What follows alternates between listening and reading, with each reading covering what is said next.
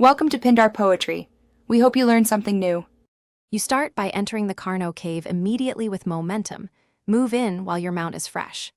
Position your heavy mount at the cave mouth to tank initial hits, and use the flyer to check choke points from above.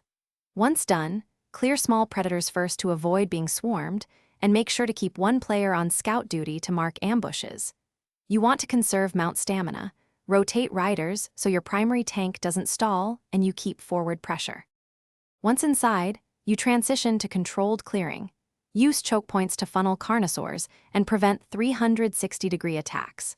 You kite big carnosaurs into prepared mesh or foundation grids. This reduces hit variance and keeps them from teleporting around. Make sure to detonate explosives at medium distance to avoid mount damage, and rotate placement of mesh to cover doorways and alcoves. You should pause after each room to heal and recover stamina, ensuring mounts and players remain combat-ready before moving deeper. You finish by securing the boss area with a tight mesh arena. Once the final Carno is centralized, unload maximum DPS while keeping distance when enraged. Make sure to stagger heals and food to avoid mass resource loss, and rotate tank to prevent sudden deaths.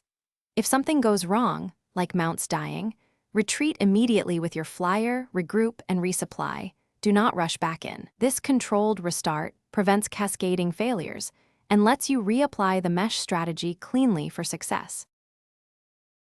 Thanks for watching. Consider subscribing if we helped you.